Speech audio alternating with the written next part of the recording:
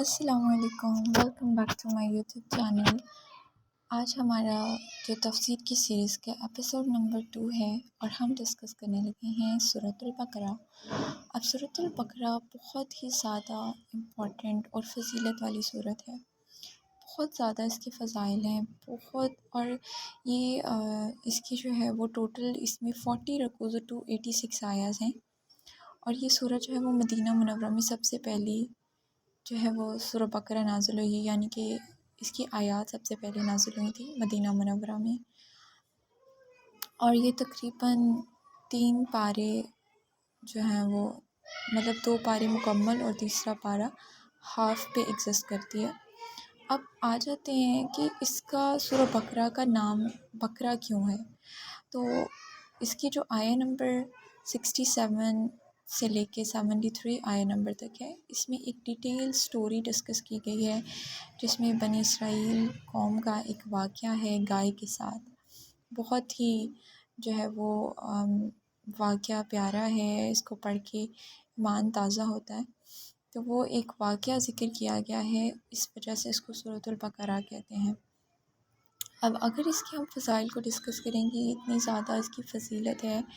تو اس کی بہت زیادہ فضیلت ہے کہ آپ صلی اللہ علیہ وسلم نے ارشاد فرمایا کہ قرآن پاک کی تلاوت کیا کرو، کیونکہ وہ قیامت کے دن اپنی تلاوت کرنے والوں کی شفاعت کرے گا۔ اور 2 روشن صورتیں ایسی ہیں جس میں سورۃ البقرہ اور سورہ آل عمران ہے، ان کو پڑھا کرو، کیونکہ یہ قیامت کے دن اس طرح آئیں گے جس طرح 2 بادل ہوں، یا 2 سائبان ہوں، یا 2 اڑتے ہوئے پرندوں کی قطاریں ہوں، مطلب یہ صورتیں اپنے پڑھنے والوں کی شفاعت کریں گی، اور اس کو پڑھتے رہنے میں بہت برکت ہے، نہ پڑھنے میں بہت جو ہے اس طرح کہہ سکتے ہیں کہ ثواب سے محروم رہ جاتا ہے انسان، اور جادوگر اس کا مقابلہ کرنے کی طاقت نہیں رکھتے۔ اور اس میں یہ تک بھی کہا گیا کہ اپنے گھروں کو قبرستان نہ بناؤ، بلکہ اپنے گھروں میں عبادت کیا کرو، اور جس گھر میں سورہ بقرہ کی تلاوت کی جاتی ہے اس گھر سے شیطان بھاگ جاتا ہے۔ اور نبی کریم صلی اللہ علیہ وسلم نے ارشاد فرمایا کہ جو سورہ بقرہ کی آخری 2 آیات ہیں نا، یہ بہت زیادہ فضیلت والی ہیں کہ یہ پڑھنے والے کے لیے مصائب سے کافی ہیں، اور یہ قرآن پاک کی بلندی ہے، کیونکہ اس میں آیت الکرسی ہے، اس وجہ سے اس کو جو ہے وہ قرآن پاک کی بلندی کہا گیا، اور آپ کو تو پتہ ہے کہ آیت الکرسی جو ہے وہ سب آیتوں کی سردار ہے۔ اور قرآن پاک میں جو سورہ بقرہ ہے، اگر اس کی تلاوت کی جائے نا، تو 3 دن تک شیطان اس گھر کے قریب بھی نہیں آتا، نہ ہی 3 راتیں اس گھر کے قریب آتا ہے۔ تو کیوں نہ ہم یہ عزم کریں کہ ہم سورہ بقرہ پڑھنا سٹارٹ کریں، اس کو انڈرسٹینڈ کرنے کی کوشش کریں، اس کے اندر کیا اللہ تعالیٰ کی چیزیں بیان فرمائی ہیں ہم اس کو انڈرسٹینڈ کریں، اور اس کو جو ہے میننگ وائز سمجھیں، اس میں اللہ تعالیٰ نے کیا کیا روشنیاں بتائی ہیں، کس چیز سے ہمیں منع کیا ہے۔ اب سورۃ الحمد پہلے تھی نا، پہلے ہم نے الحمدللہ ڈسکس کی، پھر اس کے بعد سورہ بقرہ ہی کیوں ہے، تو اس میں یہ کہ سورہ بقرہ میں ہمیں سکھایا گیا تھا کہ ہم دعا کرتے تھے اور اللہ تعالیٰ سے کہتے تھے کہ یا اللہ ہمیں جو ہے نا وہ سیدھا راستہ دکھا۔ اب سورۃ البقرہ میں یہ ساری ڈیٹیل ہے کہ ہم نے کس طرح جو ہے وہ اللہ تعالیٰ کی عبادت کرنی ہے، ہمیں کس کس چیز کی ضرورت ہے، ہم جو ہے مومنین کیسے بن سکتے ہیں، متقین کیسے بن سکتے ہیں، مومنین کی نشانیاں بیان کی ہیں کہ جو متقی لوگ ہیں ان کی نشانیاں ہیں کہ وہ کس طرح جو ہے وہ عبادت کرتے ہیں، کس کس چیز سے ہمیں منع کیا گیا ہے، قیامت کے دن کا ذکر ہے، اور بھی اس میں بہت زیادہ جو ہے وہ واقعات بیان کیے گئے ہیں۔ اگر ہم اس کے بارے میں میں آپ لوگوں کو بتاؤں تو اس میں یہودیوں کے بارے میں کہا گیا ہے کہ وہ کس طرح دھوکہ دیتے ہیں، ہمیں کس طرح وہ منافقوں سے بچنا ہے، اور قرآن پاک کے شک و شبہ سے پاک ہونے کی سب سے بڑی دلیل اس بک میں دی گئی ہے، اور اس میں جو کافر ہیں، منافق ہیں، ان کی بری خصلتوں کا ذکر ہے، اور اس میں ایک چیلنج بھی ہے کافروں کے لیے کہ قرآن پاک کی مثل ایک آیت لا کے دکھائیں۔ اس میں ایک بہت اس پہ بھی ایک پیاری آیہ نمبر ہے جس میں وہ کافر کہتے ہیں کہ یہ قرآن جو ہے یہ تو آپ صلی اللہ علیہ وسلم کا خود کا لکھا ہوا ہے، تو پھر اللہ تعالیٰ فرماتا ہے کہ اگر آپ کو لگتا ہے یہ انسانی تخلیق ہے یا انسان نے لکھا ہے تو پھر آپ بھی بہت ماہر ہیں عربی میں، تو آپ بھی اس طرح کی کوئی ایک آیت ہی لا کے بتا دیجیے، یا کوئی ایک سورت ہی لا کے بتا دیجیے، پھر جو ہے حضرت آدم علیہ السلام کا واقعہ ہے، خانہ کعبہ کی تعمیر کا واقعہ ہے، حضرت عزیر علیہ السلام کا دوبارہ جو ہے زندہ ہونے کا واقعہ ہے، اس طرح تابوت سکینہ کا واقعہ ہے، اس طرح کی توبہ استغفار کرنے کا اور مسلمانوں کو قیامت کے دن سے ڈرانے کا واقعہ ہے۔ اب ہم سٹارٹ کرتے ہیں کہ اس کا جو ہے پہلی آیت جو ہے وہ کیا ہے۔ بسم اللہ الرحمن الرحیم، الف لام میم، یہ اس کی پہلی آیت ہے۔ اور یہاں پہ الف لام میم، یہ دیکھیں لام اور میم میں ہمیں گننا کرنا ہے، اس کو ہم پروناؤنس کریں گے الف لام میم۔ پھر اب یہ جو ہے اگر ہم پہلی ہی آیت کو ڈسکس کریں تو یہ قرآن پاک کی 29 صورتوں میں ایسے حروف آتے ہیں جس کو ہم حروف مقطعات کہتے ہیں۔ ان ورڈز کو، ان لیٹرز کو ہم حروف مقطعات کہتے ہیں، اور یہ اللہ تعالیٰ کے راز ہیں۔ ہمیں جو ہے وہ اس بارے میں نہیں پتہ کہ اس کا میننگ کیا ہے، یہ صرف اللہ تعالیٰ جانتا ہے، اور ہم اس کے حق ہونے پر ایمان لاتے ہیں کیونکہ ہم مسلمان ہیں، ہم اس کی ہر چیز پہ کوئی آبجیکشن نہیں کر سکتے کہ یہ کیوں ہے، یہ کیسے ہے۔ ہم اس کو اگر جاننا بھی چاہیں تو ہم اس کے راز سے واقف نہیں ہو سکتے کیونکہ اللہ تعالیٰ کے یہ راز ہیں اور متشابہات میں سے ہیں، اللہ تعالیٰ جانتا ہے۔ ہاں، لیکن اللہ تعالیٰ کے علم ہونے کے علاوہ کسی اور کو حاصل ہے یا نہیں، یہ ہم اگر بات کریں تو اللہ تعالیٰ کے جو ہے اللہ تعالیٰ کے پاس ایک خصوصی علم ہے، ٹھیک ہے۔ اب اللہ تعالیٰ چاہے تو وہ کسی کو اپنا جو ہے وہ علم دے دے۔ اب اگر آپ اللہ تعالیٰ کے پاس تو علم جو ہے وہ آلریڈی موجود ہے، اس کے ساتھ مخصوص ہے، لیکن اگر اللہ تعالیٰ نے اپنے اس علم کو آپ صلی اللہ علیہ وسلم کی طرف دیا ہے تو مطلب وہ عطائی علم ہے جو اللہ تعالیٰ نے آپ صلی اللہ علیہ وسلم کو دیا ہے۔ تو ہو سکتا ہے کہ اللہ تعالیٰ نے اپنے پیارے نبی صلی اللہ علیہ وسلم کو بھی اس کے بارے میں علم دیا ہے، یا جو دوسرے علماء یا صحابہ کرام یا دوسرے نبی ہیں، اگر اللہ تعالیٰ نے ان کو بھی علم دیا ہے تو ہم اس چیز پہ ایمان رکھتے ہیں کہ یہ اللہ تعالیٰ کے راز ہیں اور اللہ تعالیٰ جس کو چاہے اس کا علم دے سکتا ہے۔ یہ بہت ہی جو ہے پر اسرار آپ کہہ لیں کہ ورڈز ہیں، حروف مقطعات ہیں، ان کا بہت زیادہ فائدہ ہے، بہت زیادہ فائدہ ہے۔ آپ اس کو روزانہ دیکھیں، روزانہ اس کو پڑھیں، یہ بہت جو ہے وہ اچھے ہیں ہماری ڈیلی لائف میں۔ اس کے بعد سیکنڈ آیا کی طرف اب ہم موو کرتے ہیں، ذالک الکتاب لا ریب فیہ ھدی للمتقین۔ اب یہاں پہ اس کتاب کے بارے میں بتایا گیا ہے کہ کوئی شک نہیں ہے اس کتاب میں، وہ بلند رتبہ کتاب جس میں کسی شک کی کوئی گنجائش نہیں، اس میں ڈرنے والوں کے لیے ہدایت ہے۔ اب یہاں پہ 2 پوائنٹ آپ نے نوٹس کرنے ہیں کہ ایک پہلی بات یہاں پہ کہہ دی گئی کہ لا ریبہ، یعنی کہ اس میں کوئی شک نہیں ہے۔ اب میں اس کی آپ کو جو ہے وہ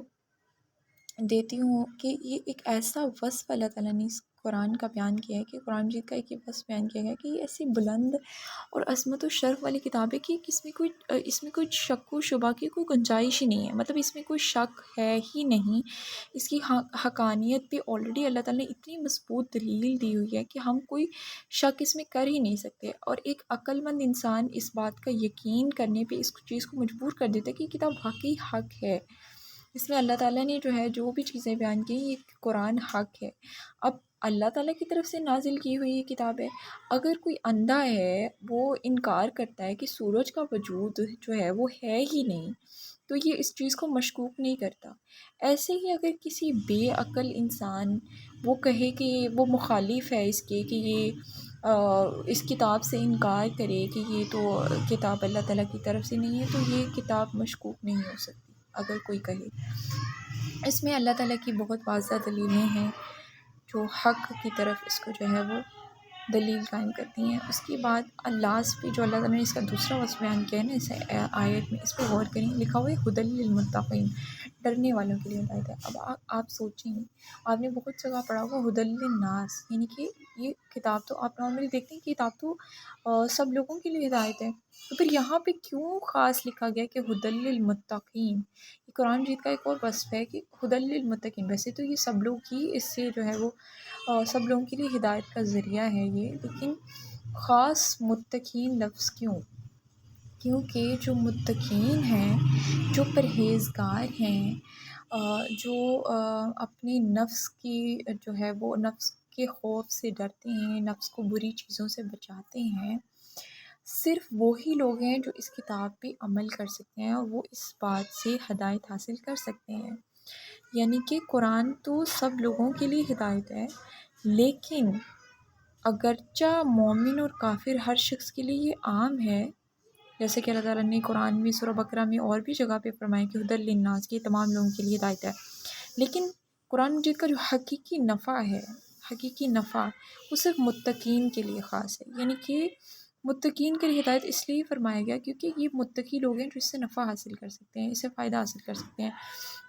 اب ایک اور چیز اس چیز کو نوٹس میں لائیں کہ ہر انسان کا جو تقویٰ کا لیول ہے وہ ڈیفرنٹ ہے۔ اب پہلے ہم بات کر لیتے ہیں کہ تقویٰ ہے کیا بیسیکلی۔ تقویٰ یہ ہے کہ آپ کو نفس، جو آپ کا نفس ہے اس کو خوف کی چیز سے بچانا ہے۔ مطلب جس کاموں سے اللہ تعالیٰ نے آپ کو منع کیا ہے، اللہ تعالیٰ کو وہ پسند نہیں ہے، آپ نے اس کے قریب بھی نہیں جانا۔ کفر و شرک ہیں، کبیرہ گناہ ہیں، بے حیائی کے کام ہیں، حرام چیزوں کو چھوڑ دینا، فرائض کو ادا کرنا، ان ساری چیزوں کو جو ہے وہ کرنا ہے، اس کو کہتے ہیں تقویٰ۔ نامحرم لوگوں سے چیٹنگ کرنا، اور جس گناہ سے آپ کو لذت ملتی ہے، یا اس طرح کے بے شمار گناہ، ان چیزوں کو اگر آپ چھوڑتے ہیں تو یہ تقویٰ ہے۔ اب ہر انسان کے لیے یہ بات نوٹس میں کہہ رہی ہوں آپ لوگ کریں کہ ہر انسان کا جو تقویٰ کا لیول ہے وہ ڈیفرنٹ ہے۔ اب یہ کس طرح، پہلے میں آپ کو تقویٰ کی فضیلت سناتی ہوں کہ اللہ تعالیٰ نے قرآن میں فرمایا، اے ایمان والو اللہ سے ڈرو جیسا اس سے ڈرنے کا حق ہے، اور ضرور تمہیں موت صرف اسلام کی حالت میں آئے۔ ٹھیک ہے، اے ایمان والو اللہ سے ڈرو اور سیدھی بات کہا کرو، اللہ تمہارے اعمال تمہارے لیے سنوار دے گا اور تمہارے گناہ بخش دے گا، اور جو اللہ اور اس کے رسول کی فرما برداری کرے اس نے بڑی کامیابی پائی۔ اب ہر کسی کا جو ہے وہ تقویٰ کا لیول ڈیفرنٹ کیسے ہے؟ اب کس طرح ہر کسی کی تقویٰ کا لیول ڈیفرنٹ ہے؟ یہ دیکھیں، مطلب ایک انسان ہے، وہ ایک نیا مسلمان ہوا ہے، یا ایک ایسا انسان ہے جو کہ نماز پڑھتا ہی نہیں ہے، اس کو نماز پڑھنے کی عادت نہیں ہے، تو اگر وہ آہستہ آہستہ اپنے گناہوں کو چھوڑ کے نماز پڑھنے کی کوشش کرتا ہے، اس کو جو ہے اس نے آج فجر کی نماز پڑھی ہے، اس نے آج عصر کی نماز پڑھی ہے، باقی نمازیں اس نے ابھی نہیں پڑھی، لیکن یہ اس کے تقویٰ کا لیول ہے، اس نے اپنے آپ کو انکریز کیا ہے، اپنے آپ کو اس چیز کے اوپر جو ہے وہ تھوڑا اپ گریڈ کیا ہے اپنے آپ کو، کہ وہ اب اس بات پہ ہے کہ وہ اپنے آپ کو نماز پڑھنے کی طرف لے کے جا رہے ہیں، یعنی کہ جو اس کے فرائض ہیں اس کے اوپر لے کے جانے کی کوشش کر رہا ہے، تو یہ اس کی تقویٰ کا لیول ہے۔ پھر آپ دیکھیں کہ اگر کوئی انسان ہے وہ حرام کام کرتا ہے، جیسے کہ آپ ایگزامپل لے لیں کہ کوئی انسان ہے وہ جو ہے وہ ایک نامحرم کے ساتھ چیٹنگ کرتا ہے، بے شک وہ لڑکا ہے یا لڑکی ہے، اب وہ اپنے آپ کو حرام کام سے بچانے کی کوشش کرتا ہے،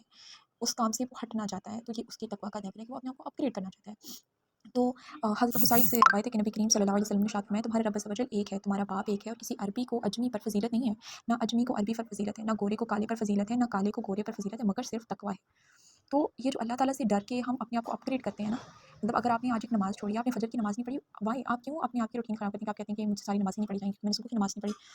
دیٹس ناٹ فیئر۔ آپ اپنے آپ کو اپ گریڈ کریں۔ اگر آپ نے ایک نماز پڑھی ہے، دو پڑھی ہیں، پھر آپ کوشش کرتے ہیں، پھر آپ تین پڑھتے ہیں، پھر آپ چار پڑھتے ہیں، لیکن اس چیز کو چھوڑیں نہیں، آپ اپنے آپ کو کمتر مت سمجھیں کہ میرا لیول جو ہے وہ کم ہے دوسروں سے، ہاں آپ کوشش کریں، آپ ان کے لیول کو بیٹ کر سکتے ہیں، آپ ہر چیز کر سکتے ہیں، لیکن صرف بات یہ ہے کہ آپ کو کوشش کرنی ہے، آپ اپنے آپ کو پیچھے نہیں ہٹا سکتے کسی بھی چیز سے کہ مجھ سے یہ نہیں ہوگا، یا میں جو ہوں وہ اتنا لائق ہی نہیں ہوں کہ میں اللہ تعالیٰ کے سامنے جا سکوں۔ اللہ تعالیٰ نے آپ کو جو ہے وہ سیکھنے کا موقع دیا ہے، اپنے آپ کو تقویٰ کی طرف لے کے آئیں۔ ہر کسی انسان کی تقویٰ کا لیول ڈفرینٹ ہے، میں اگین رپیٹ کر رہی ہوں، آپ اپنے آپ کو دیکھیں کہ آپ کی تقویٰ کا کیا لیول ہے، آپ کہاں پہ کھڑے ہیں، آپ نے اپنے آپ کو اپ گریڈ کیسے کرنا ہے۔ تو آج کا ہم نے جو پڑھا یہ صرف ہم نے پہلے اور دوسری آیت کو ڈسکس کیا، انشاءاللہ اب ہم ملیں گے نیکسٹ ویڈیو میں 3 ایپیسوڈ میں، جس میں ہم ڈسکس کریں گے 3 اور 4 آیات، جس میں ہم مومنین کے جو ہے وہ صفات پڑھیں گے انشاءاللہ۔ اگر آپ کو میری ویڈیو پسند آئی تو پلیز لائک اور کمنٹ کر دیجیے۔ اللہ حافظ۔